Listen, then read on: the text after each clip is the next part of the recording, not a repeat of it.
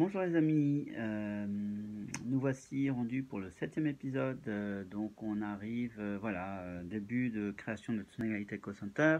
Pour ceux qui nous rejoignent, je vous invite vraiment à regarder les 6 premiers épisodes, parce que sinon vous comprenez la moitié de l'histoire. Pour faire simple, je vous parle de ces 12 dernières années, de ce que j'ai appris, ce sont 12 années qui ont été très riches, et donc je parle simplement de mon vécu, de ma vision des choses, euh, voilà, autant que possible sans jugement, sans, sans hargne, de façon assez pacifiée. Euh, et pourquoi je le fais? Parce que je pense que euh, certaines choses peuvent vous servir, tout simplement, si ça vous parle. Voilà.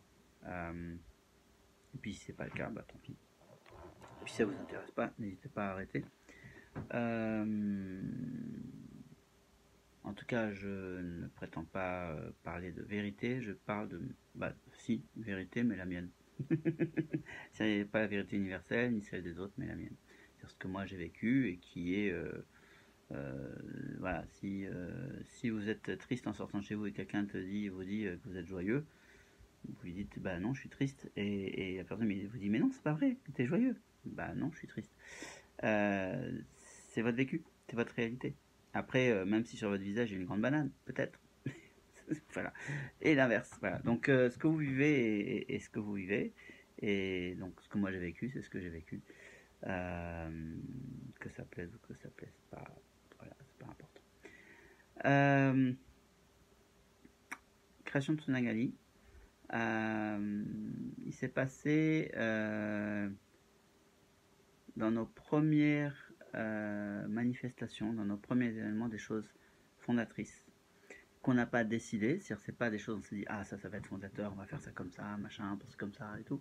C'est juste que ça s'est présenté comme ça et c'est ça qui est bien dans la vie, c'est que quand on oriente les particules dans le bon sens, je dirais, et ben après le toboggan glisse dans ce sens, voilà. Et si on les oriente dans un autre sens, le toboggan glisse dans un autre sens. Donc il n'y a pas de hasard, on oriente les choses par notre énergie, par notre conscience, par ce qui nous anime consciemment et inconsciemment. Et c'est souvent l'inconscient qui prend le dessus. Voilà. Notre premier concert. On ne savait pas à l'époque, mais ça a été fondateur. Euh, ouais, on a été contacté, je sais plus, par une association pour commémorer les mars, avril, mai, juin, les 3 mois de l'accident de Fukushima, la centrale nucléaire, et du tremblement de terre, etc. Et tous les morts et tout ce qui s'en est suivi.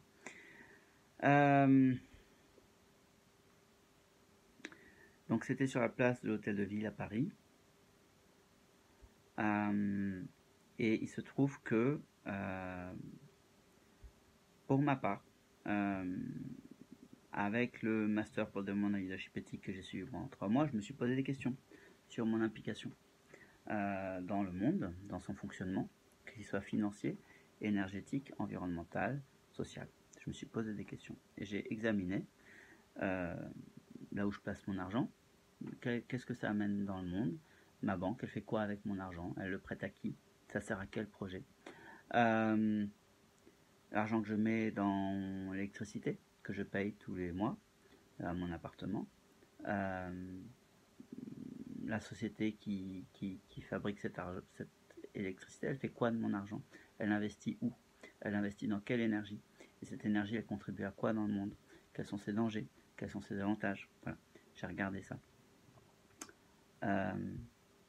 Et j'ai vu que pour la banque, ben, c'était pas joli, que la banque dans laquelle j'étais, à l'époque, Société Générale, contribuait à des pipelines dans des endroits pas magnifiques, avait une gestion dans des sociétés de pétrole, j'ai rien contre le pétrole, mais dans des sociétés de pétrole dont la qualité d'exploitation des puits au Nigeria et ailleurs était extrêmement dure pour les populations locales, etc. Donc c'est pas le pétrole le problème, c'est la façon dont il est exploité et que Société Générale prêtait de l'argent à Total, etc. Et ça me plaisait pas.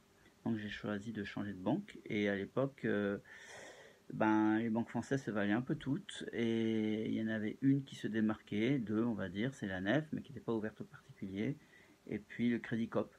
Qui est hébergé à Nef aussi. Et donc j'ai ouvert un compte au Crédit Coop et ensuite tous mes comptes. Voilà. Parce que je sais que l'argent là va moins, probablement pas du tout, mais en tout cas moins, et ça c'est sûr, moins, contribuer à des projets qui vont détruire des ressources, qui vont détruire des vies humaines, qui vont détruire des lieux de vie pour les personnes ou abîmer, et que voire même peut-être il y aura un peu plus de projets à effet positif. Voilà. Et que l'argent que je gagne tous les jours, j'ai pas envie qu'il serve à détruire des vies au Nigeria euh, et des enfants. Et je préfère que l'argent que je gagne tous les jours et que je mets à la banque, ils servent à des projets locaux, de ferme ou autre, des choses plus qualitatives. Et le crédit coopératif propose ça. Euh, Même en creusant, il propose ça. Voilà, contrairement à la plupart des autres banques qui proposent des placements, mais ce sont des placements, c'est pas votre compte courant. Euh, euh, ou quand vous creusez vraiment, en fait, vous voyez que leur placement vert, il y a du Total dedans ou des choses comme ça. Donc voilà. Et pour retomber sur mes pattes, au niveau de l'énergie, eh bien, j'étais chez EDF. Et EDF était un des soutiens importants du nucléaire. Et je savais que je ne souhaitais pas mettre d'argent dans le nucléaire. Or, EDF fait quoi avec l'argent que l'on met tous les mois chez eux pour payer notre électricité? Bah, ça permet de payer notre électricité et ça leur permet aussi d'investir dans dans de nouveaux moyens de production. Et chez eux, jusqu'à il n'y a pas longtemps et peut-être encore aujourd'hui, leur nouveau moyen de production, c'est le nucléaire. Voilà. Et ça, moi, je ne le souhaite pas. Parce que oui, il y a l'aspect décarboné, mais il y a aussi l'aspect danger. Et une terre qui a été polluée au nucléaire, elle est à vie. Donc c'est en fait une portion de la planète Terre qui devient inutilisable à la vie pendant des milliers d'années. Et je trouve ça particulièrement fou d'imaginer qu'on construise des machines qui aient la possibilité, le risque, de rendre impropre à la vie humaine des portions entières de notre planète.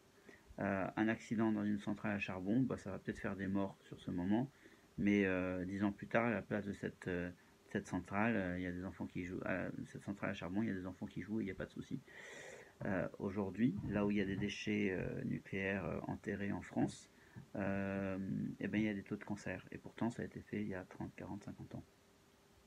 Des taux de cancer plus importants qu'ailleurs. Euh, voilà, donc j'ai cette conscience et je pense que le réchauffement climatique est important. Et je pense aussi que faire en sorte que notre planète Terre reste habitable, quel que soit l'endroit, originellement habitable, pas au milieu de la mer évidemment, on puisse conserver ça. Et le nucléaire ne nous le garantit pas, voire on n'est pas à l'abri d'un accident et on sait. Donc j'ai souhaité mettre mon extrait chez Enercop. Voilà. Donc pourquoi je vous parle de ça? Parce que quand on nous a proposé de jouer à l'occasion du 3e mois anniversaire de l'accident de Fukushima contre le nucléaire, en tout cas voilà, contre le nucléaire. Moi, je ne suis pas forcément contre le nucléaire, je suis pour autre chose. Je souhaite que l'argent qu'on met dans des recherches autour du nucléaire, dans la fabrication nucléaire, on puisse le mettre dans de la recherche pour des énergies vertes, renouvelables, etc. Rien n'est non polluant, on est bien d'accord, donc pas à peine de mettre en commentaire que oui, mais les panneaux solaires ça pollue aussi que ça. Oui, toute activité humaine, le fait de respirer est polluant, voilà. Maintenant, il y a pollution et pollution. Et rendre non accessible à la vie humaine une partie de la Terre, c'est autre chose que de vider une mine de je sais pas quoi. Voilà, et oui, ok, il y a plus de ce métal dans cette mine et on en a fini, donc on va trouver d'autres ressources. Oui, d'accord. Pour autant, la vie reste possible. Je pense qu'il y a différents niveaux. Il y a pas, la pollution n'est pas une seule chose et la non-pollution n'est pas une seule chose. Bref, tout ça pour dire qu'on a cette occasion. Et ça a été fondateur parce que ensuite on l'a refait plusieurs fois à leur invitation. Et ça a été l'occasion pour nous de jouer l'un de nos premiers morceaux. Donc évidemment, on n'avait pas le droit de jouer les morceaux qu'on avait appris avec Wadaiko Makoto. On n'avait pas le droit de jouer les morceaux qu'on avait appris chez Wadaiko Makoto et qui appartenaient à Uetsuki Taiko. Donc on a créé nos morceaux avec le taiko qu'on avait appris, évidemment, avec la pratique qu'on avait apprise. Et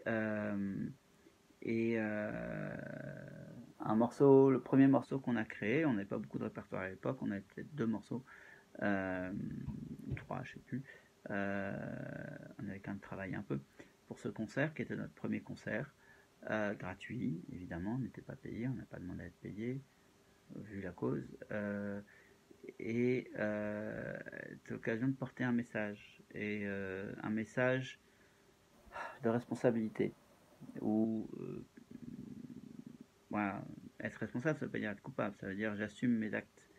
Donc j'assume que mon argent que je mets tous les mois, il est chez EDF et que ça contribue au nucléaire. Si c'est ça que je souhaite, ben je le fais. Si c'est pas ça que je souhaite, eh bien je fais autrement. Voilà. C'est juste ça, prendre sa responsabilité. Ça veut pas dire être dans le jugement, oh, ce que je fais c'est mal ou c'est bien. C'est pas ça le propos. Il n'y a pas de bien et de mal. J'assume mon positionnement. Voilà. Si mon positionnement c'est de dire je souhaite moins de nucléaire sur cette terre, je souhaite autre chose, eh bien je fais en sorte que mon argent contribue à ça. Et voilà, aller manifester tout en donnant de l'argent à EDF, je trouve ça pour ma part ne pas prendre sa responsabilité. Aller manifester contre le nucléaire tout en donnant de l'argent à EDF, je trouve que c'est dommage. Si j'adore le nucléaire et que je donne mon argent à EDF, je trouve ça hyper cohérent. Et pour le coup, c'est bien. Parce que les gens cohérents, c'est les gens qui font des choses en conscience, quoi. Même s'ils n'aiment pas le nucléaire. Voilà. Et donc, c'était hyper cohérent pour nous de jouer à cette occasion.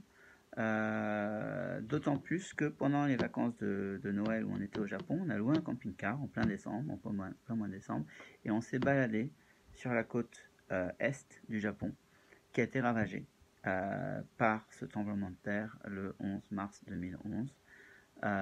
Et donc nous, on avait 3 mois plus tôt, on était là, 2 mois et demi plus tôt, on était dans cette région. On a mangé dans les endroits qui ont été dévastés, on s'est baladé dans les endroits qui ont été dévastés 3 mois plus tôt. Et cet accident nous a touchés. On a vraiment, j'ai pas été aidé des victimes, etc. Mais c'était pas rien pour moi. Voilà. Et donc quand on a joué, notre premier concert c'était ça. Voilà, c'est plein de sens. Ça fait sens, c'est juste une évidence. C'est nous. C'est nous, c'est pas forcément la contestation. Moi, je ne suis pas dans la contestation, je suis dans la proposition. Proposer autre chose, proposer de se mettre debout, proposer de contribuer à autre chose, proposer d'agir, et c'est ça notre invitation à Tsunagali. Et ce 11 juin 2011, certes, les acteurs autour de nous étaient plus dans la contestation, pour autant nous étions avec Ayuko dans la proposition, avec un taiko qui donne de la vie, quoi. Et je suis très heureux de ça. Je me souviens d'ailleurs, on a rencontré à cette époque Magali, qui a été une élève ensuite, ou peut-être elle avait déjà pris un premier cours, je sais plus, elle était venue nous voir. Et Magali, qu'on a toujours plaisir à revoir, qui a eu un enfant depuis, qui a été, je sais plus, 5 ou 6 ans notre élève au taiko, à la Worodoli, et qui, quand on a revu là, au mois d'avril à Sceaux, a dansé avec nous. Sa gamine est magnifique, enfin voilà. Et on l'a rencontrée ce jour-là, je me souviens, elle est venue nous voir pour s'enseigner pour les cours de mémoire, ou peut-être elle avait déjà pris le cours du 8 juin. Bon, après, c'est pas très important ces détails, mais en tout cas, voilà. Et il y avait aussi ce jour-là un monsieur, Stéphane, qui montait un centre culturel japonais, quartier Japon de mémoire, et qui avait décroché un contrat auprès du musée de la maison Fujita, la maison atelier Fujita. Donc il était prévu qu'on joue pour ce musée en Essonne pour les Journées du patrimoine en septembre 2011. Et il était venu avec ses clientes pour leur montrer ce qu'on faisait. Et elles avaient toutes les deux la banane et c'était chouette. Et ensuite, on a joué plein de fois pour ce musée atelier. Et je salue d'ailleurs les deux animatrices dont, compte tenu que je suis en train de filmer, les noms m'échappent. Ce ne sera pas la première fois que des noms m'échappent. Ça a été un beau moment. Et puis, voilà, ces deux moments ce moment-là a été très fondateur. Et il y a eu autre chose aussi qui a été très fondateur, c'est que avec ma professeure, les années précédentes, on avait été jouer à la Japan Expo. Alors ma professeure négociait, on était payé, on venait pour faire un concert. En 2010 peut-être on a fait 2 concerts, je sais plus, le même jour, on y allait en taxi, je vous raconte pas la galère. En bus et tout, avec les taïkos, bref, c'était chaud. Peut-être la dernière année, j'avais loué une voiture, je sais plus, enfin bon. C'était très beau. On allait en répétition, je mettais 2 taïkos sur mon vélo. 2 taïkos de 20 kg sur mon vélo, un à l'avant, un à l'arrière. Oui, oui, c'était folklore. Et toujours est-il que je regarde le programme de la Japan Expo, on devait être mi-juin. Et je vois qu'il n'y a pas de taiko, Wadeko Makoto n'est pas programmé cette année, et qu'il n'y a juste pas de taiko à la Japan Expo. Et je me dis, mais merde, c'est trop con. C'est évidemment trop tard pour... Et donc moi j'avais pensé, mais je me dis, c'est le domaine de ma professeure, c'est elle qui a eu le contrat jusque-là, je ne vais pas aller lui piquer. Donc si elle veut jouer à Japan Expo, elle y joue, quoi. Je ne vais pas lui prendre la place. Je ne suis pas là pour lui faire la concurrence. Je suis là pour, je pense que la France est grande. Il y a une école, 2 groupes, elle et Fabien Canou, à Lyon. Donc il y a vraiment la place pour avoir des groupes. Il n'y a aucun souci, quoi. C'est de la complémentarité. Les gens qui vont nous voir jouer vont peut-être aller prendre des cours chez elle. Les gens qui vont les voir jouer vont peut-être prendre des cours chez moi, chez nous. Voilà, il n'y a pas de souci là-dessus. Et puis, ben, donc, je vois qu'elle n'y est pas. Et donc, je propose à Espace Japon, que nous avions déjà contacté pour mettre une petite pub chez eux. J'avais vu qu'ils avaient un stand. Et je leur propose de venir sur leur stand enfin, on leur propose, Ayuko et moi, on leur propose de venir sur leur stand pour faire des ateliers de taiko et des démonstrations. Sachant que les ateliers, c'était quelque chose que ma prof ne faisait pas. En tout cas, pas de façon publique comme ça. Elle organisait ça à l'avance avec des gens. Il y avait une série d'ateliers, de plutôt. C'est des cours en fait d'1 heure ou des choses comme ça. Et peut-être des petits ateliers lors des fêtes de l'association, mais voilà. S'il y avait des ateliers lors de la fête de l'association, mais pas des ateliers publics à l'occasion de concerts et autres. Et donc moi j'amène ça, c'est une création. À l'époque ça n'existait pas, en tout cas je n'avais pas connaissance. Peut-être d'autres dans d'autres pays faisaient ça, mais moi je n'avais pas connaissance. Donc pour moi c'était une création. Vous voyez la différence entre mon point de vue et le point de vue global. Un atelier de taiko à l'occasion d'un concert, je pense que c'était évidemment pas une nouveauté. Peut-être qu'en Angleterre, aux États-Unis, au Japon, c'est quelque chose d'hyper banal. Moi, dans mon vécu, c'était une création parce que je n'avais pas connaissance de ça ailleurs. Voilà. C'est ça la différence entre son vécu perso et une réalité mondiale, tout simplement.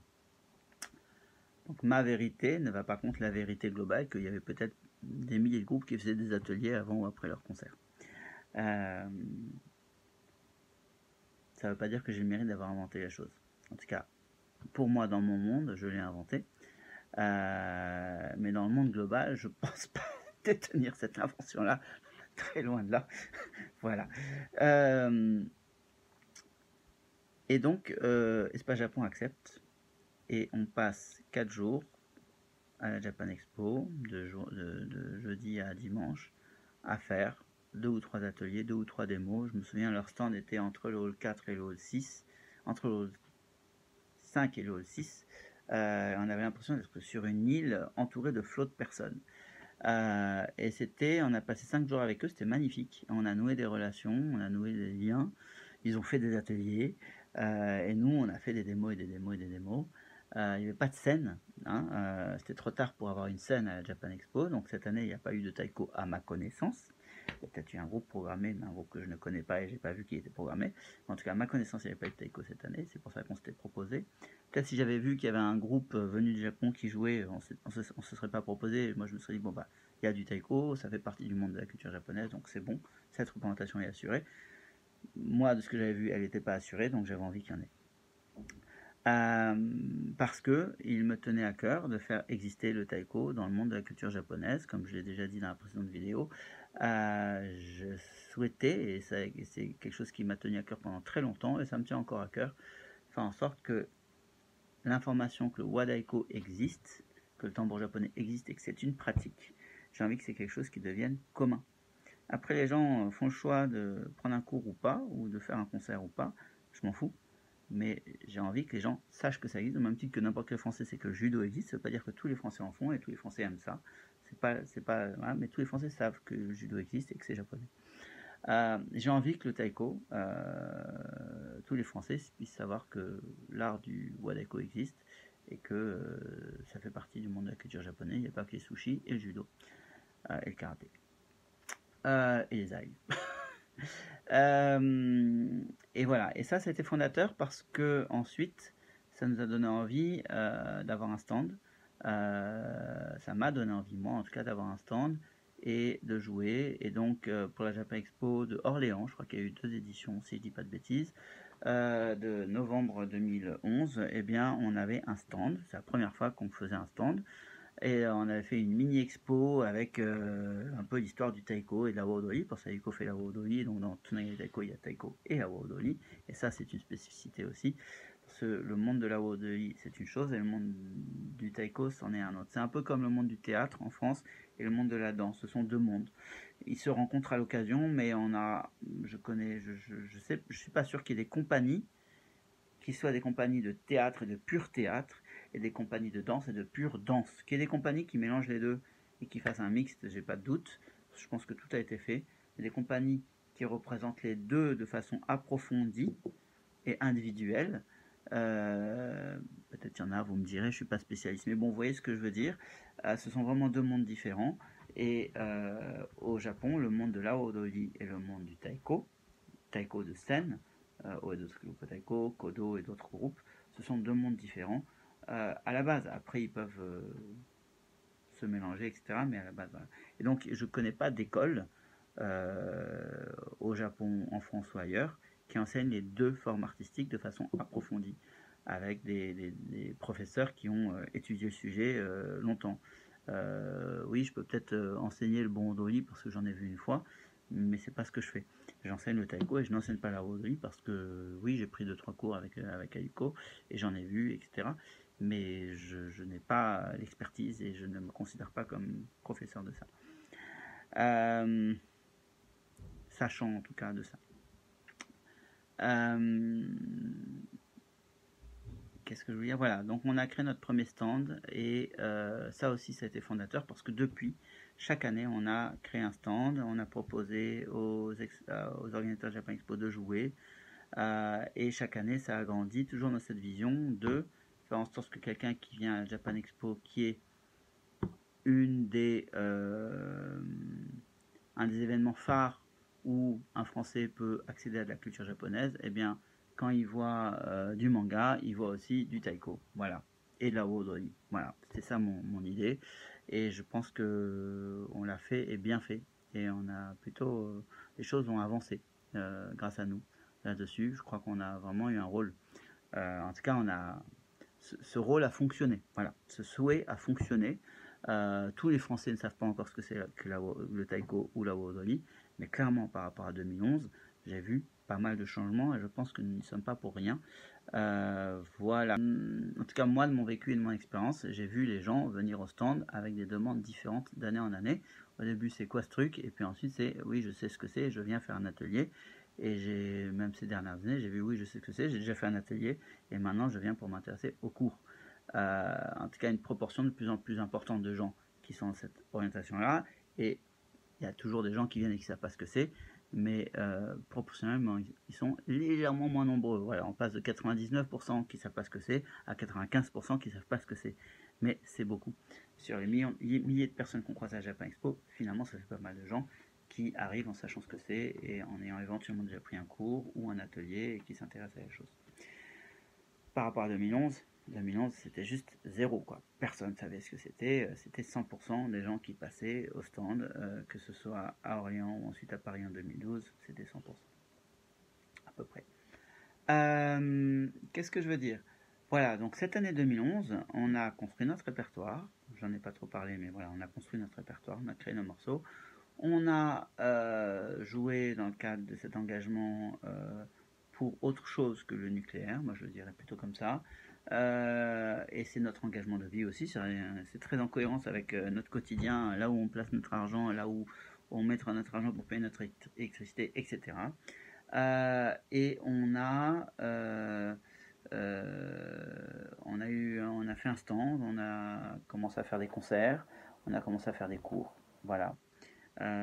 Des cours formatés différemment que là où j'ai appris. Chez ma professeure, c'était on arrive, les taïkos sont installés et on démarre directement au jouon sur 1 heure et demie. Et moi, j'ai souhaité amener des exercices physiques avant de jouer pour mettre en condition, alors pas en condition physique au sens gymnastique, pour mettre en condition de présence, de disponibilité à soi d'abord, pour mettre en condition de tranquillité intérieure autant que possible, en condition d'écoute de son corps, de soi, euh, pour ensuite accueillir la pratique du taïko de façon différente. Et c'est quelque chose qu'on a toujours, sur lequel on n'est pas revenu, et pour avoir essayé, à l'occasion, j'avais pas envie de faire l'assouplissement qu'on fait au départ, donc je faisais directement le taïko. J'ai eu le retour d'elles qui ont fait c'est pas, non pas que ce soit fatigant de faire pour le coup 2 heures de taïko sans faire la demi-heure d'assouplissement avant, mais c'est dur pour le corps parce que les tensions de la journée sont là, parce que l'esprit n'est pas prêt en fait, et c'est l'esprit qui guide le corps, c'est pas l'inverse. Enfin, le corps a sa vie, mais si le corps est préoccupé et en tension, le corps il fait ce qu'il peut derrière. Voilà. Je pense pas dire de bêtises en disant ça. En tout cas, je l'ai vu. C'est ce que je vois. C'est ce que on m'a dit que quand vous voyez l'eau du robinet qui coule, vous voyez l'eau qui coule, vous n'avez pas de doute. Voilà, moi c'est pareil. Ce que j'ai vu, c'est ce que j'ai vu. J'ai pas de doute là-dessus. C'est pas le résultat d'une analyse ou d'un fruit ou d'une conception intellectuelle. C'est vraiment ce que je vois en cours, etc. Voilà, ça fait une demi-heure que je parle. 2011, je pense que j'oublie plein de choses. Ouais, et j'en oublie une en 2011, mais je pense qu'elle est suffisamment importante pour faire l'objet du prochain épisode, peut-être pas l'intégralité du prochain épisode, mais c'est une chose qui a été aussi extrêmement fondatrice à Tsunaye Daiko, qui l'est encore aujourd'hui et qui montre aujourd'hui les conséquences, le fruit d'avoir apporté ça. Là, il est minuit, je ne sais pas si je vais faire un troisième épisode ce soir. Je verrai, donc là c'était le 7e. Je verrai si le 8e porte. Je le fais ce soir ou pas. Je vais voir. En tout cas, je suis très heureux de vous partager ça. Je sais pas s'il y avait des leçons à prendre. Je pense que j'ai surtout mis en exergue une sorte de mise en cohérence. Voilà. 2011, c'est un chemin de mise en cohérence. Le constat 2010 et 2011 d'une incohérence là où je suis dans ma vie professionnelle, c'est-à-dire que j'enseigne les gens à faire du montage et des sites web pour des contenus qu'ils feront plus tard qui qui sont pas forcément en contribution avec ce que j'ai envie avec ce que ça contribue.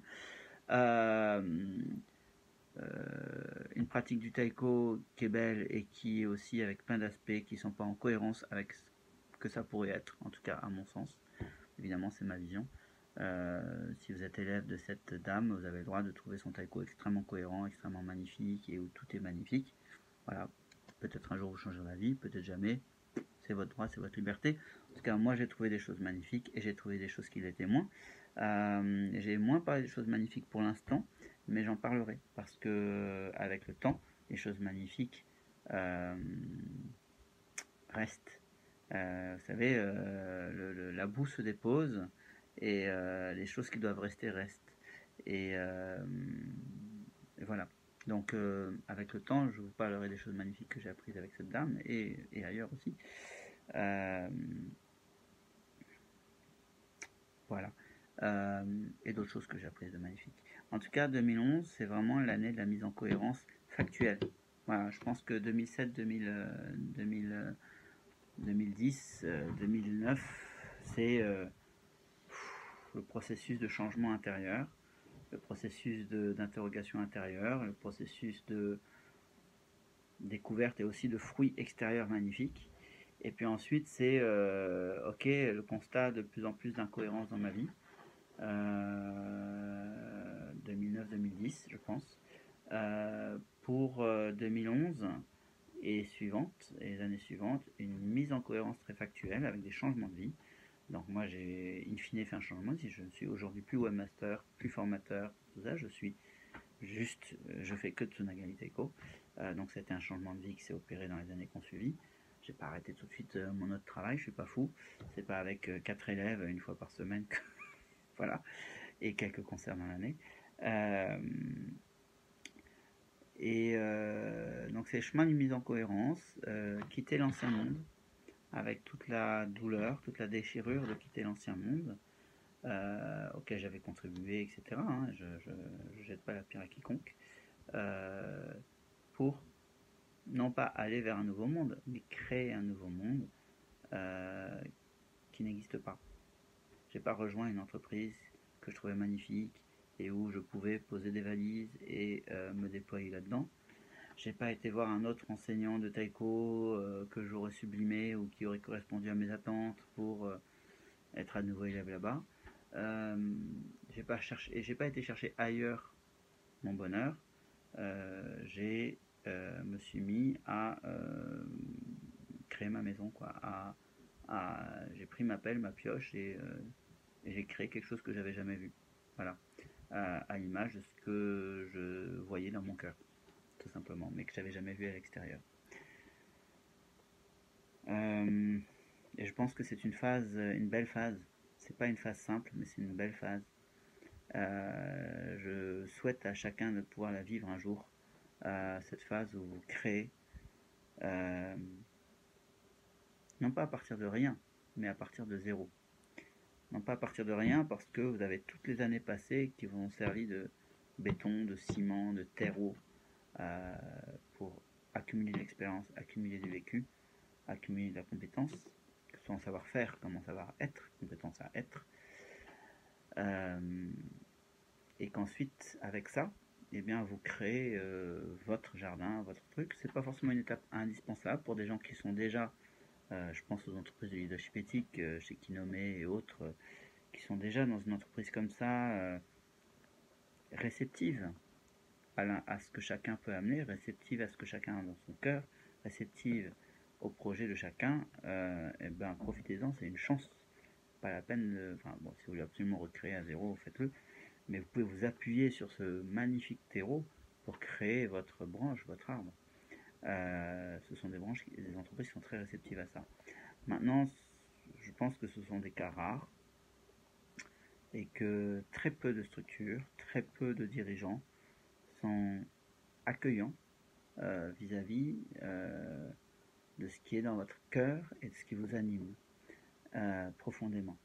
Et donc, ça veut dire que si vous voulez vraiment respecter ce qui est dans votre cœur et qui vous anime en profondeur, vraiment en profondeur, pas en fuite de quelque chose, il est probable, je vous laisse voir, que ça suppose une création de A à Z d'un truc absolument inconnu que vous n'avez jamais fait et que vous avez vu nulle part ailleurs et qui est un pas comme le voisin qui a fait bien, mais ce qui vous habite en profondeur. Voilà. Pour en arriver là, évidemment, ça demande un certain chemin. C'est par ce master pour le développement de leadership éthique que j'ai pu faire ce chemin. Peut-être d'autres peuvent faire ce chemin par d'autres biais. Pour information, cette formation existe toujours. Elle s'appelle incuber des leaders éthiques. Elle est animée par Edelgut. Vous pouvez trouver les informations sur le site leadership-ethique.com. Je vous mettrai les liens là-dessous. En tout cas, ce sont des parcours de formation qui permettent, voilà, d'assumer des changements de vie chez moi et chez d'autres, parce que j'ai vu d'autres gens, suite à cette formation, assumer de magnifiques changements de vie et avoir vraiment la banane au quotidien dans leur activité professionnelle aujourd'hui. Je pense à Gwenola par exemple, mais pas que. Je pense à Nicolas aussi. Ouais, il y a de très belles choses. Voilà. Et j'en oublie, enfin voilà. En tout cas, ouais. Euh, je vous souhaite une très belle soirée, aux journées en tout cas. Et je vous dis à bientôt pour le 8e épisode.